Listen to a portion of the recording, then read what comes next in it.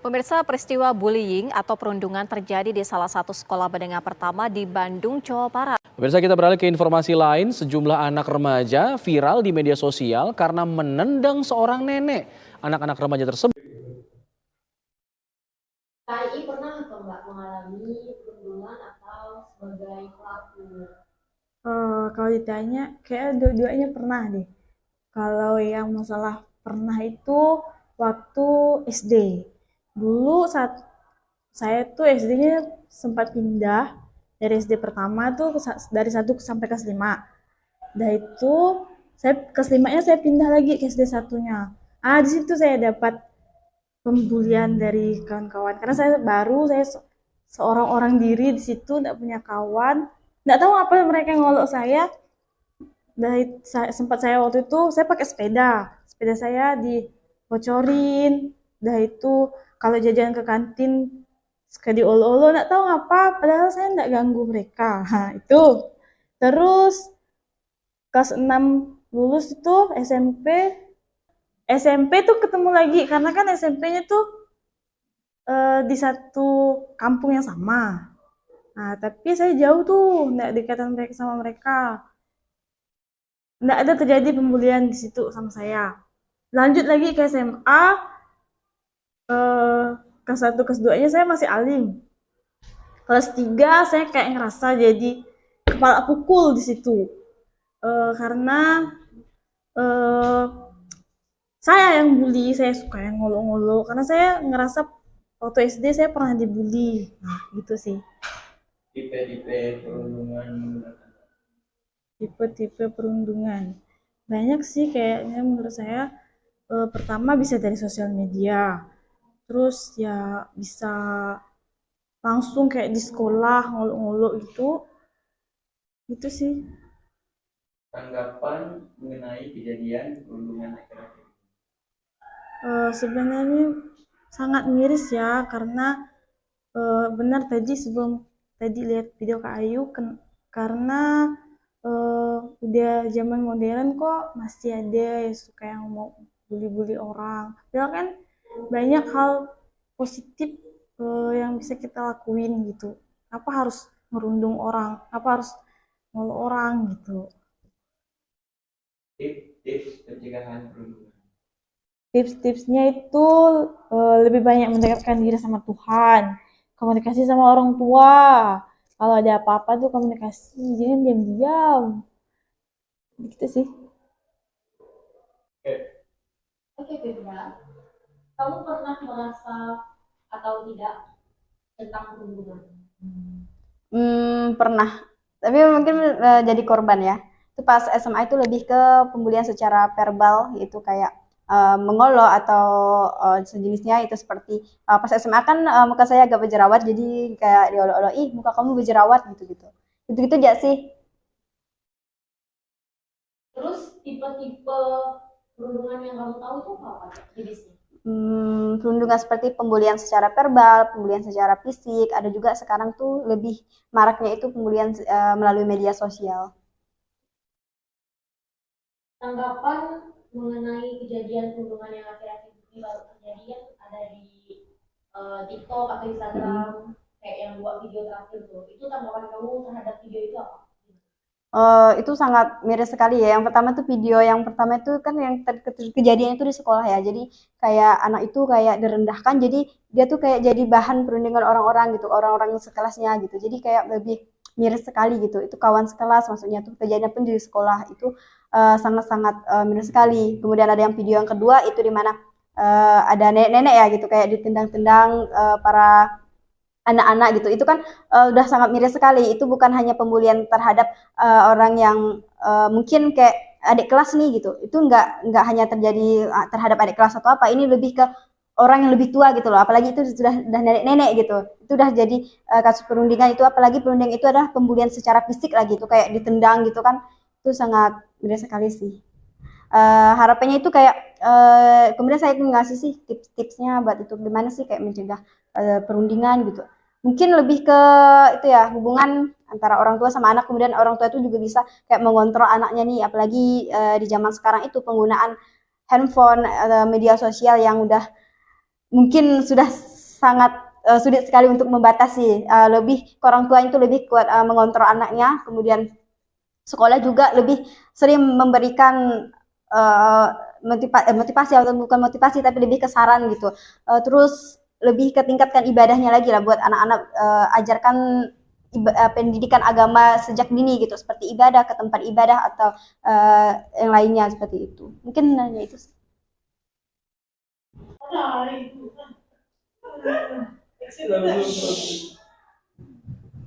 Oke Kak Ayu, kakak pernah nggak mengalami perundungan atau sebagai korban juga sebagai pelaku? Pernah.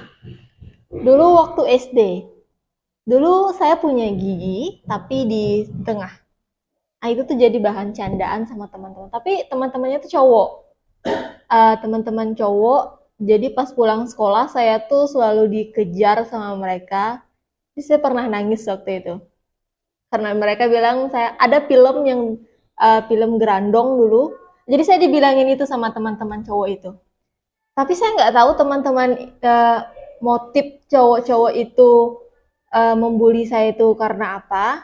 Tapi kalau dilihat memang mereka tuh seperti ingin dekat, tapi ingin dekatnya itu dengan cara seperti itu. Nah, tipe-tipe perundungan menurut kakak apa aja? Tipe-tipe perundungan menurut saya ada dua, yaitu sebagai pelaku dan juga ada yang ikut-ikutan. Ada yang pelaku itu sebagai tokoh utamanya, memang dia yang mengajak teman-temannya untuk melakukan pembulian tersebut atau perundungan. Kalau yang ikut itu tipe-tipe orang yang mudah untuk di apa ya? Mudah untuk diajak seperti itu. Kan ada dua video nih yang terakhir ini tentang pembulian. Menurut kakak tanggapan apa sih? Tanggapan kakak gimana?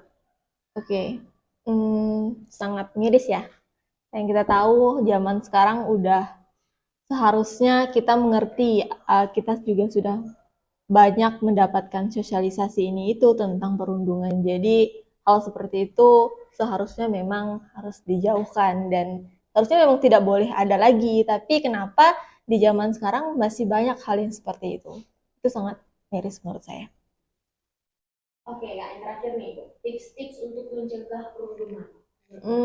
Karena kebanyakan di sekolah ya. Jadi menurut saya banyakin sosialisasi dari sekolah tentang perundungan, dikasih peraturan yang tegas, kemudian diberikan sanksi jika seseorang itu diketahui melakukan perundungan. Harus ada dari pihak-pihak yang berwenang untuk mendeteksi setiap setiap perundungan.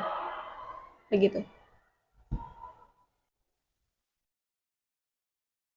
Oke, untuk pertanyaan pertama, Pit. Kamu pernah atau enggak mengalami perundungan masa sekolah? Kalau ditanya pernah atau tidaknya, berdasarkan pengalaman saya secara pribadi, itu terjadi pas masa SMP. Tapi itu bukan saya yang mengalaminya dan saya juga bukan pelakunya, tapi saya melihat kejadian tersebut secara nyata. Yaitu teman sekelas saya, dia mengalami pembulian atau dibully oleh teman sekelas kami juga. Dia itu kayak nggak dianggap oleh kawan-kawan yang lainnya. Dia juga menerima pembulian seperti ditampar, diludah, sampai juga bajunya sering sobek karena sering dipukul oleh kawan-kawan sekelas. Namun yang menurut saya salut sama dia mampu bertahan gitu menghadapi pembulian tersebut. Oke, untuk tipe-tipe atau jenis-jenis perundungan yang kamu tahu itu seperti apa? tipe-tipe dalam perundungan itu menurut saya ada beberapa seperti yang sudah saya saya lihat, itu ada kayak bullying itu secara verbal, dan juga yang lagi hot-hotnya itu kayak bullying di media sosial, sering yang kayak ngata-ngatain seperti itu. Nah, kan ada 2 video beredar tuh tentang bulian. Tanggapan kamu terhadap video tersebut? Kalau menurut saya sih mungkin karena pergaulan yang ya seperti yang kita tahu pada zaman sekarang tuh anak-anak atau remaja mungkin salah pergaulan. Dari yang kita lihat, kenakalan remaja pada zaman sekarang tuh suka yang kayak mengikuti teman-temannya, kayak ngebully satu sama lain misalnya. Jadi itu berakibat terhadap pribadinya. Jadi menurut saya lingkungan yang menyebabkan perundungan tersebut. Tips-tips untuk mencegah perundungan itu apa aja? Oke, kalau menurut saya tips-tipsnya mungkin lebih kayak menjaga atau membatasi diri lah dalam pergaulan. Kayak ambil hal yang positif, terus jauhi yang negatif gitu. Boleh berteman dengan siapapun, tapi ambil sisi positif dalam berteman tersebut. Jangan kayak semuanya disapu rata gitu, diambil semua. Mungkin hanya itu. Caku pernah atau enggak mengalami perundungan atau sebagai korban maupun pelaku? Saya pikir saya pernah menjadi korban, saya juga pernah menjadi pelaku. Mungkin perundungan atau bulian itu terjadi di waktu masa SD, karena saya orangnya suka main-main dengan teman, lari-larian. Jadi saya suka manggil kakak tingkat dengan kata-kata yang tidak wajar lah, mungkin si gendut atau si apa gitu. Itu kan merupakan perundungan verbal. Mungkin kesalahan saya dulu itu, saya tuh tidak tahu kalau itu perundungan, hanya karena saya ini senang main lari-larian dikejar kakak tingkat. Kalau saya sebagai korban, di waktu SD saya mungkin dapat perundungan verbal. Saya juga pernah dibilang si kecil, si ini. Dan di waktu SMP saya mendapatkan perundungan seksual, dipegang di bagian alat vital lah, walaupun sedang berpakaian, oleh teman satu kelas, dan itu pun juga cewek. Untungnya di sekolah saya dulu di SMP, teman-teman saya tuh langsung dihukum, langsung dihukum. Tipe-tipe perundungan menurut kamu? Kalau menurut saya, yang saya tahu perundungan itu ada perundungan verbal. Perundungan verbal tuh perundungan yang lebih memberi julukan lah kepada orang, namun itu tidak wajar. Selanjutnya perundungan fisik itu misalnya tuh pukulan atau lebih ke fisik. Dan ada juga perundungan relasional.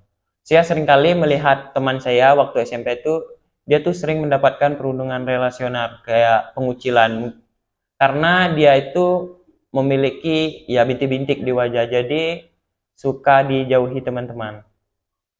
Ada juga perundungan seksual. Kalau perundungan seksual mengatai orang dengan kata-kata misalnya berkaitan tentang seksual atau menyentuh bagian seksual. Nah, menurut Harvard Graduate School, perundungan seksual itu dampaknya tuh sangat besar karena korban tuh bisa menyimpan kejadian perundungan itu sendiri. Setelah itu perundungan emosional. Perundungan emosional misalnya bergosip, mengomentari.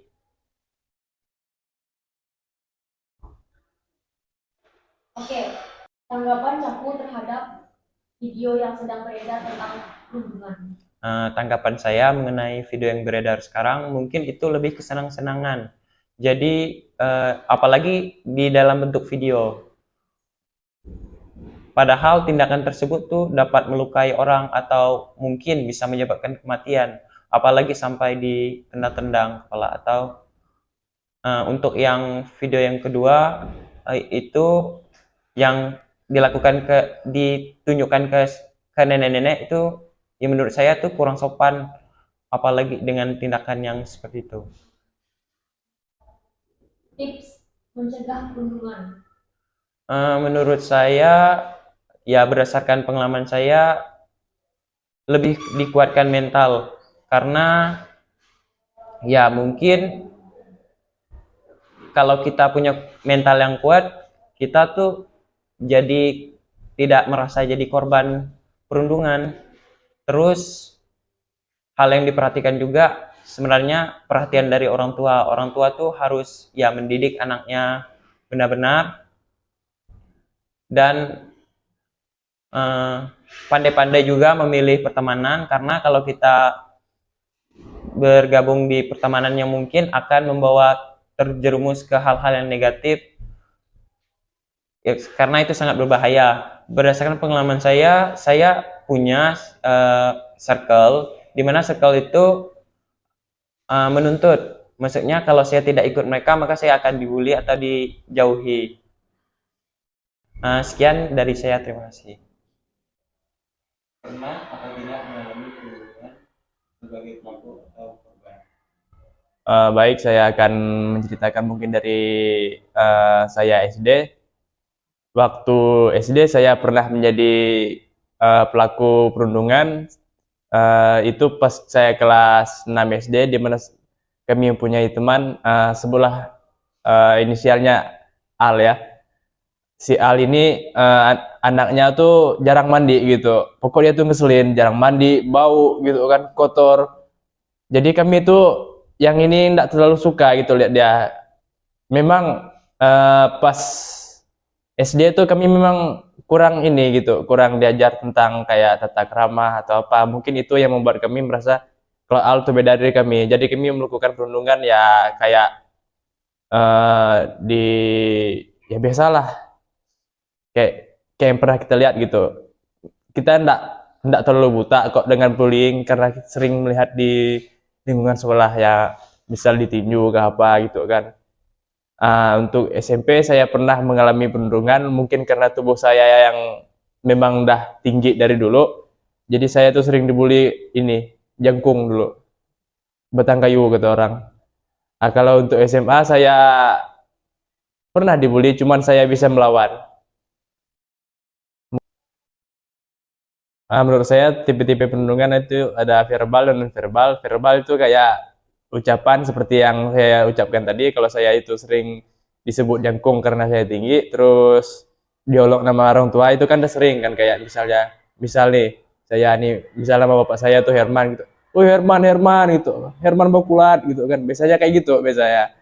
Kalau yang non-verbal itu biasanya tuh kayak sering ditinju. Pokoknya dia main fisik lah. Entah dibilang tadi ditolak lah kepala ya kan banyak gitu. Cuman untuk di daerah kita tuh tidak istilahnya tidak terekam kamera, tidak terekspos gitu. Jadi menurut saya tipe-tipe perundungan cuman ada 2 itu saja. Tanggapan mengenai kejadian perundungan. Tanggapan saya setelah melihat video perundungan yang terjadi akhir-akhir ini adalah saya sedikit kesal, bukan karena saya pernah menjadi korban dan saya pernah menjadi pelaku. Menurut saya perundungan ini harus dihentikan karena bisa mempengaruhi tumbuh kembang anak. Salah satunya adalah di masalah mental, karena seperti yang kita ketahui, mental anak-anak zaman sekarang itu tidak seperti mental anak tahun 90-an. Karena di tahun segitu itu orang tuh lebih memikirkan untuk bagaimana cara mendapatkan kerja yang mereka mau gitu. Kalau mental anak zaman sekarang itu disenggol sedikit saja itu sudah aku ini gini, aku ini gini-gini. Jadi menurut saya itu harus dihentikan kalau untuk bullying. Tips-tips pencegahan kemudian. Mungkin saya punya 1 atau 2 tips ya. Pertama itu karena saya pernah menjadi korban, tips pertama itu menurut saya harus bisa melawan ya. Karena kalau salah satu penyebab kita dibully itu karena kita tidak melawan, karena kita itu terima. Jadi mereka tuh tetap tidak tahu kalau tindakan yang mereka lakukan itu salah gitu. Mereka menganggap kalau itu benar. Jadi kita tuh harus melawan, mau bagaimanapun. Misalnya nih kita ditonjok di apa, kita ngelawan. Karena kadang sekolah itu tidak mau mencampur tangan atau mencampuri urusan anak murid dengan siswa. Biasanya seperti itu. Selanjutnya itu ada kedua itu lari. Mengapa saya mengatakan lari? Karena kalau kita tidak punya kekuatan buat ngelawan, setidaknya kita itu bisa lari. Karena kalau kita tetap berada di circle yang sama atau tempat yang sama, kita tuh pasti rentan dibully.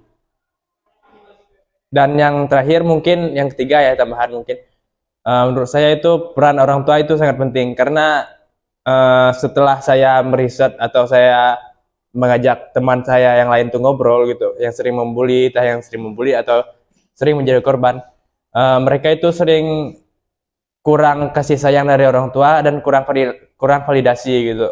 Jadi mereka tuh mencari validasi di luar yang bisa menggantikan peran orang tua dengan secara tidak langsung menyebabkan kasus pembulian. Sekian dari saya, terima kasih. Pernah atau tidak mengalami perundungan sebagai pelaku atau korban? Oke, untuk ditanya pernah nggak mengalami perundungan? Kalau menurut pribadi saya sendiri, saya pernah mengalami perundungan.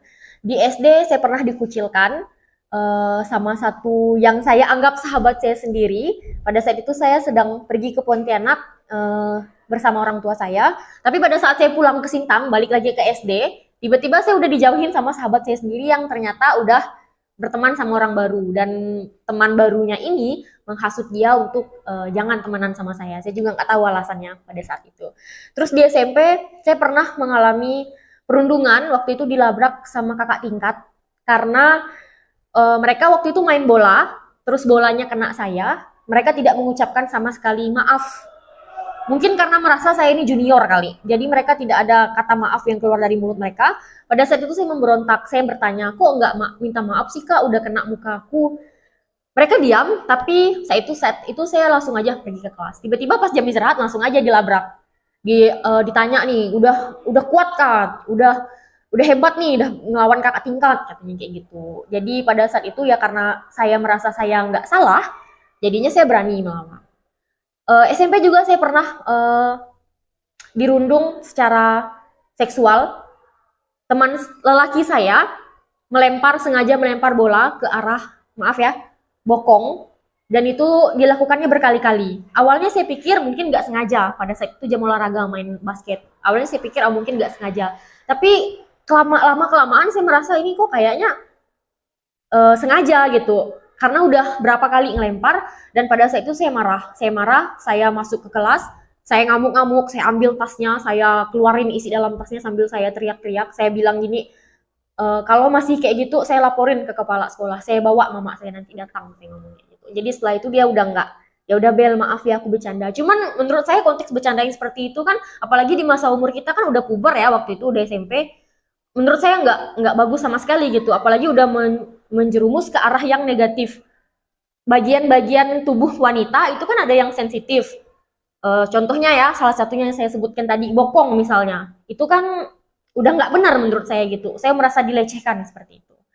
Nah, kalau misalnya untuk sebagai saya yang menjadi pelaku, paling ya kayak hal-hal kecil, misalnya teman saya lagi nyanyi, terus saya ketawain karena mungkin suaranya menurut saya sumbang, paling seperti itu. Untuk yang melakukan sampai kekerasan, saya nabok kepalanya, saya nampar dia, nggak. Kecuali ya tadi kayak saya bilang, misalnya teman saya melakukan kesalahan yang sampai mengakibatkan saya nih nggak seneng, itu pasti saya marah. Saya pasti melakukan hal yang sama walaupun saya nggak pegang bagian sensitif dari dia, tapi saya pasti melakukan sesuatu yang menurut saya nih kayaknya pantas gitu. Tipe perundungan. Menurut saya tipe perundungan itu yang pertama ada verbal, seperti misalnya saya pernah dibilang ternak jerawat karena saya dulu SMP jerawatan, sampai sekarang sih, cuman ya SMP lebih parah. Dia seperti melakukan lewat kata-kata, misalnya ya itu tadi ternak jerawat, jelek, gendut, hitam, dekil. Terus yang kedua itu fisik. Kalau yang fisik itu ya kita tahu lah ya, mengarah ke arah fisik, misalnya mukul kepala, terus tendang, ninju, itu udah termasuk kekerasan fisik.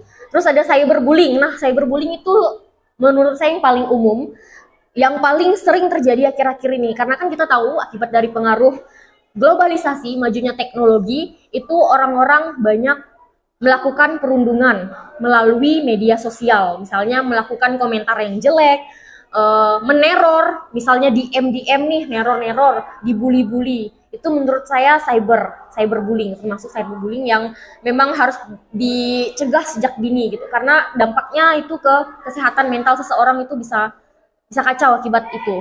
Terus ada pelecehan seksual seperti yang pernah saya alami. Misalnya catcalling, itu biasanya disebut catcalling, misalnya bersiul.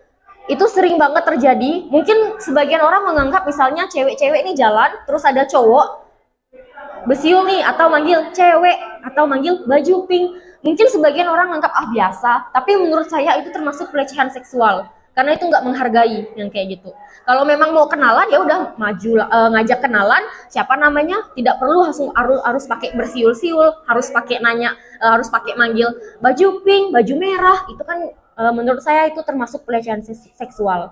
Selain itu ya misalnya misalnya pegang area sensitif dari tetapi tidak hanya perempuan itu yang biasa dijadikan korban, lelaki juga. Misalnya kita sebagai perempuan nih pegang, maaf ya, bokong lelaki, itu biasanya dianggap biasa, bercanda. Tapi itu sebenarnya menurut saya salah satu pelecehan seksual yang dianggap orang-orang ini biasa karena dia lelaki. Tapi sebenarnya itu salah satu hal sensitif yang sebenarnya kita nggak boleh ngelakuin, terlepas dari dia laki-laki atau dia perempuan.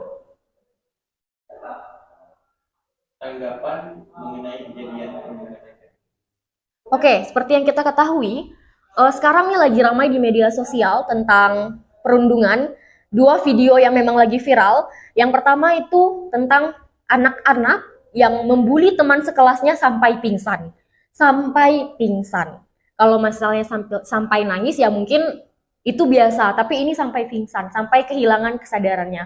Menurut saya sangat menyayangkan hal tersebut dikarenakan kita ketahui mereka sudah memasuki masa-masa di mana mereka sudah mendapatkan pendidikan. Kita kan tahu nih sekarang kurikulum kita yang kurikulum pendidikan sekarang ini salah satunya tidak hanya menekankan bagian akademik, namun bagian karakter, bagian moral. Tapi mereka rupanya tidak mengimplementasikan hal tersebut, tidak mengimplementasikan karakter atau moral. Jadi menurut saya mereka masuk ke dunia pendidikan, mereka mendapatkan pendidikan dari keluarganya, mendapatkan pendidikan dari sekolah, itu sangat-sangat useless menurut saya. Gitu. Karena kalau misalnya mereka tidak berpendidikan, mereka tidak sekolah, terus mereka melakukan bully, kita mungkin masih bisa masukkan ke dalam hal tidak wajar juga, cuman masih di bawah level di mana mereka misalnya mereka sekolah mendapatkan pendidikan, kemudian mereka melakukan pembulian. Apalagi kalau misalnya teman sekelas, kita kan tahu teman sekelas itu kan keluarga, deket nih. 3 tahun misalnya mereka di SMP atau di SMA, mereka pasti sudah menganggap teman sekelasnya sebagai keluarga, sebagai saudara mereka sendiri, sebagai sahabat mereka sendiri. Kenapa mereka ketika melihat satu kekurangan dari teman sekelasnya, itu justru dijadikan sebagai bahan candaan mereka, bahan olokan mereka, di mana mereka bisa puas apa yang mereka dapatkan dari mereka membuli temannya itu. Apa sih yang didapatkan? Apakah mereka ingin terlihat hebat? Di mata saya itu sama sekali tidak hebat, sama sekali nggak luar biasa menurut saya. Terus untuk yang kedua, video yang beberapa murid itu melakukan pembulian terhadap seorang nenek-nenek, ditendang. Itu orang tua loh, itu nenek-nenek yang kita tahu kekuatannya nggak sama kayak kita yang masih muda gitu. Mereka mungkin punya kekuatan, mereka mungkin ngerasa lucu, nenek-nenek nggak punya apa-apa, lemah. Tapi itu orang tua, mereka duluan dari kita lahirnya, mereka ngerti hidup duluan daripada kita. Jadi menurut saya itu sangat-sangat disayangkan, sangat-sangat miris. Menurut saya memang harus benar-benar mengambil langkah yang lebih serius, baik itu dari diri mereka sendiri ataupun orang-orang di lingkungan mereka yang berusaha untuk merubah sifat mereka. Tips pencegahan perundungan. Menurut saya yang pertama, cara kita untuk mencegah dulu.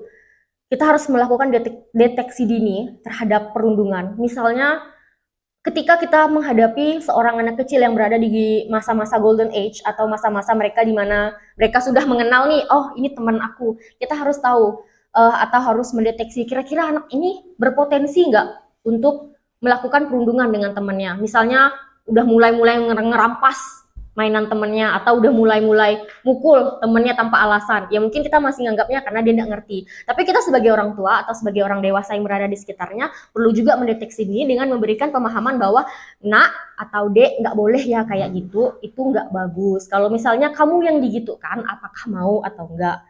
Nah, kemudian untuk yang di sekolah-sekolah nih, menurut saya memang harus ambil tindakan tegas. Menurut saya seharusnya dijadikan satu peraturan yang memang harus dimasukkan dalam sekolah, di mana jika perundungan itu terjadi baik secara verbal atau fisik, baik itu parah atau enggak, harus tetap dapat sanksinya dan tidak ada, menurut saya nggak usah ada jalan damai atau apapun. Kalau memang sudah parah seperti yang tadi saya sebutkan sampai pingsan, itu nggak usah berlaku lagi deh menurut saya ya, hukum di bawah umur nggak usah. Coba coblosin aja ke penjara, suruh seminggu di penjara. Menurut saya seperti itu. Terus sosialisasi, karena beberapa anak itu salah satu akibat dari mereka melakukan perundungan ya karena mereka kekurangan kasih sayang dari orang tua. Maaf ngomong, misalnya ada yang orang tuanya bercerai, mereka kehilangan arah, mereka tidak punya yang membimbingnya selain yang di sekolah. Sementara guru di sekolah kan banyak murid-muridnya, mereka tidak bisa melihat satu persatu nih anak yang bermasalah seperti apa. Jadi kebanyakan anak-anak yang yang melakukan perundungan itu karena memang masalah dari keluarganya. Entah karena orang tuanya kekurangan waktu untuk mereka akibat bekerja, atau orang tuanya bercerai, dan lingkungan di sekitar mereka yang negatif. Dari diri mereka sendiri juga mereka tidak bisa memfilter mana hal-hal yang harus dilakukan, mana yang tidak boleh dilakukan. Nah, juga tadi teman saya ada yang bilang, salah satunya itu memperkuat iman ya. Kita harus lebih memperdalam iman bahwa perundungan itu merupakan sesuatu yang tidak boleh dilakukan, sesuatu yang dapat menyakitkan orang lain, merugikan orang lain. Mungkin bagi orang yang melakukan perundungan, hal tersebut merupakan sesuatu yang puas bagi dia, cuman yang dia dapatkan apa selain rasa kepuasan. Gitu. Terus satu lagi, tanamkan rasa empati. Kita melihat teman kita mungkin mengalami suatu kekurangan, baik itu kekurangan fisiknya atau kekurangan dari segi aspek lain, misalnya aspek ekonomi, contohnya finansial, itu bagaimana cara kita menutupinya dengan apa yang kita punya gitu. Karena kita sebagai manusia, kita mencoba untuk memanusiakan manusia, baik itu mereka punya kekurangan atau mereka punya kelebihan, disitulah manusia itu saling melengkapi. Menurut saya seperti itu. Sekian dari saya, terima kasih. Nah, oke. Ini Bu, menurut Ibu nih, apa sih Bu pengertian dari bullying atau yang disebut dengan perundungan? Karena seperti kita ketahui ya Bu, akhir-akhir ini perundungan, bullying sudah marak di mana-mana. Gimana Bu? Bullying ya, sebenarnya kan bullying ini salah satu dari bentuk kekerasan. Jadi kekerasan itu ada banyak sekali, nah salah satunya adalah bullying. Tapi kalau dari pengertiannya, sebenarnya bullying ini adalah kekerasan yang sangat mengusik. Jadi tujuannya mengusik begitu, orang yang lebih lemah. Jadi dilakukan oleh orang yang dia merasa bahwa dia powerful, lalu kemudian dengan tujuan mengusik orang yang lebih lemah. Itu bullying secara pengertian Pengertiannya gitu ya, ya. Bu. Itu kalau pengertiannya. Ini faktor-faktornya apa saja, Bu, yang menyebabkan orang ini tuh ngebully ini orang yang Membuli lemah? orang. Oh ya. Kalau faktornya banyak ya, banyak faktor. Yang pertama jelas sebenarnya faktornya penyebabnya adalah keluarga. Artinya ke mereka yang biasanya menjadi pelaku, kalau kita sebutnya sebagai pelaku, itu biasanya mereka yang berasal dari keluarga yang satu pasti kurang perhatian orang tua, itu jelas. Lalu kemudian juga karena mungkin fasilitas yang diberikan oleh orang tuanya, kemudian itu tidak mumpuni atau tidak banyak bisa membantu, memfasilitasi. Berarti begitu. ini menimbulkan si Ya. perilaku ini melakukan kalau perlakuan seperti itu Ya, kepada yang betul. Jadi misalnya terus itu faktor baru keluarga ya. Ah, Lalu kemudian keluarga. sekolah. Sekolah ini bisa jadi faktor teman sebaya juga bisa jadi ikut-ikutan. Jadi Oh, misalnya iya, iya. oh dia satu kelompok biasanya sama si A, B dan C. Dia salah satunya. Nah, karena mungkin sebenarnya yang melakukan bukan dia ya, Tapi dia hanya si A. ikut-ikutan. Ikut-ikutan. Nah, itu bisa jadi. Lalu dia melakukan itu karena dia merasa kalau misalnya aku nggak ikut nanti aku tidak bisa ada di dalam kelompok ini. Tidak bisa masuk dalam circle ini gitu ya. Betul. Nah, itu salah duanya. Lalu yang ketiga bisa juga karena memang faktor kepribadiannya dia yang merasa insecure. Jadi beberapa sebenarnya pelaku bullying ini dia merasa insecure sama dirinya. Jadi dia tidak memiliki. Jadi misalnya gini, saya itu orang yang mungkin nggak pede kalau seandainya saya melakukan sesuatu. Nah, tapi karena saking insecure-nya, pada akhirnya dia cari gimana caranya supaya dia nggak insecure, dia menindas. Jadi dia merisak begitu kan. Berarti seperti kayak mencari perhatian gitu kan. Mencari perhatian atau mungkin lebih tepatnya seperti ini. Dia mencoba untuk mencari posisi dia lebih superior. Sehingga dia sudah tidak merasa inferior lagi. Dia sudah tidak merasa lemah. Karena ada orang lain yang lebih lemah yang dia bisa tindas gitu. Itulah kalau faktor penyebab begitu ya. Oke. Jadi terus oke dari bullying nih. Terus tentunya ada jenis-jenisnya nih, Bu. Menurut Ibu itu apa sih jenis-jenis dari pembulian? Bully itu banyak sih kalau kita lihat jenisnya. Yang pasti ada yang langsung dan tidak langsung. Artinya kalau tidak langsung itu yang mungkin tidak langsung menghadapi orang yang dia risak. Banyak yang tidak langsung ini bisa contohnya cyberbullying. Jadi misalnya ada orang update status, terus kemudian habis itu body shaming. Itu masuk dalam bullying yang tidak langsung. Jadi nggak ketemu langsung sama orangnya tapi dilakukan di media sosial. Lalu kemudian misalnya selain itu misal ada orang lagi foto baru cuma foto terus habis itu dibilang oh sekarang gendutan ya, itu masuk body shaming. Lalu kemudian emang sekarang udah punya pacar dan lain-lain, itu secara psikis ya kan tidak langsung cyber. Nah itu tidak langsung. Tapi kalau kita lihat yang secara langsung nih banyak lagi. Bisa verbal, bisa fisik, itu bisa masuknya bullying, bisa pelecehan seksual. Ini lebih Jadi, miris sekali ya, Bu ya. betul kalau secara langsung. Jadi kalau verbal itu ya biasa ngata-ngatainnya, misalnya ih kok pendek, ih kok hitam ya gitu. Lalu kemudian ada juga kalau misalnya yang itu tadi verbal, fisik jelas ya, dipukul, tidak mengenal dia tua muda begitu. Yang penting ketika dia melakukan kekerasan lalu merasa bahwa orang itu lemah, misalnya si cucu ke neneknya, kayak akhir-akhir ini ada beberapa kasus begitu, ada anak kecil lalu dengan neneknya atau mungkin anak dengan orang tuanya. Kalau dia merasa bahwa orang itu lebih lemah dan dia tindas, itu masuk bullying. Itu fisik. Lalu kemudian yang pelecehan seksual misalnya.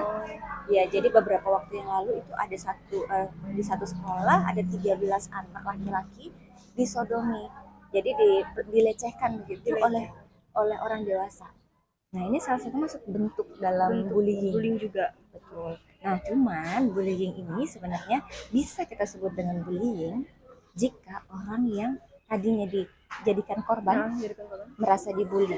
Jadi tidak serta-merta misalnya nih, Ibu sama Firda bilang, "Firda kok kamu pendek?" Itu enggak langsung menjadi bullying. Kalau Firdanya ngerasanya tidak sakit hati, enggak merasa down gitu ya, kan. itu bukan bullying. Ya, bullying itu berlaku jika orangnya merasa tersakiti. Gitu. Oh, seperti itu ya, Bu. Terus di sini baru-baru nih ya, Bu, ada video yang beredar. Ini sangat miris sekali. Ini juga kasus pembulian juga. Ini ada juga perilaku anak-anak masih sekolah nih. Dia melakukan kekerasan terhadap nenek-nenek yang di tepi jalan nenek tersebut, terus kayak ditendang atau apa gitu. Terus ada lagi video kedua nih. Di sini tuh ada di sebuah forum dalam kelas itu di sekolah. Tuh anak-anak nih dia dipakein helm, terus dibullying teman-temannya, kayak ditendang, ditampar itu sampai pingsan. Ini bagaimana Bu tanggapan Ibu terhadap dua video tersebut? Nah, kalau kita lihat dari kasus yang ada begitu ya, bully itu terjadi jika ada satu spot atau satu apa ya namanya, satu tujuan orang ini yang menjadi korban, orang ini lemah. Nah, orang-orang yang dia memiliki kebutuhan untuk superior tadi, mereka yang biasanya cenderung akan melakukan bully. Nah, ada orang-orang lain yang merasa bahwa mereka takut tidak diterima di dalam kelompok, pada akhirnya mereka melakukan hal yang sama. Berarti dengan ikut-ikutan tadi kamu. Nah, kenapa sih akhirnya bisa terjadi? Ini yang sering sekali yang menjadi masalah adalah bully atau kekerasan itu dia seperti lingkaran setan. Sebenarnya pelaku itu mungkin sebenarnya dulu adalah korban. Jadi biasanya kalau dalam kekerasan, biasanya orang yang melakukan kekerasan atau pembulian, biasanya dulunya mereka itu adalah menjadi korban. Jadi misalnya di dalam keluarganya mereka dipukul atau disakitin sama orang yang lebih dewasa gitu ya. Rasa marahnya dia punya, tapi kan dia nggak bisa balas. Misalnya nih kalau kita dipukul sama orang tua kita, ya kan? Kita kan nggak berani balas, ya udah diam aja gitu kan. Tapi rasa marahnya Masih itu gitu. besar, Masih. ya kan? Besar. Lalu kemudian ketika rasa marah itu dipendam, kita kan butuh sesuatu untuk kita bisa luapkan kemarahannya kita. Nah, ketika kita menemukan satu orang ini lebih Yang lemah, yang nah, lemah pada tadi. akhirnya muncullah keinginan untuk aku bully dia saja. Jadi Pelampiasannya tuh ke betul, ke itu yang- sebenarnya manifestasi namanya. Manifestasi rasa marah yang sudah ditekan tapi tidak berani dikeluarkan, menemukan objek lah ibaratnya begitu. Akhirnya terjadilah bullying. Kenapa akhirnya kita sebut lingkaran setan? Karena kemudian orang yang menjadi korban berikutnya bisa jadi akan melakukan hal yang sama. Begitu. yang sering ditemukan itu banyak anak sekolah. Bagaimana tanggapannya? Nah, kenapa anak? Karena anak itu peniru ulun. Jadi sebenarnya makanya tadi kita bilang kan, mereka yang melakukan itu mungkin dulunya mereka adalah korban. Karena mereka mengalami hal itu. Kenapa anak-anak? Karena anak-anak tidak punya regulasi emosi gitu.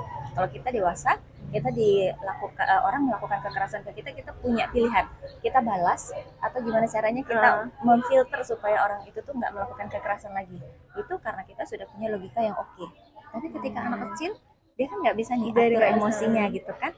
Ketika dia marah, dia tahan aja, aku diam aja.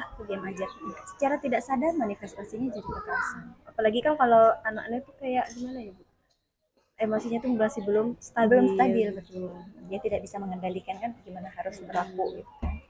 Ya, sebagai orang tua tentunya kan berperan penting nih buat si anak ini. Ini gimana Bu dalam contohnya di dalam lingkungan keluarga si orang tua ini memberikan motivasi atau saran kepada anak ini.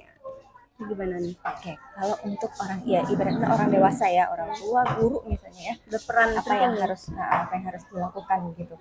Yang pasti yang pertama, jangan sampai kita sebagai orang dewasa itu jadi pelaku.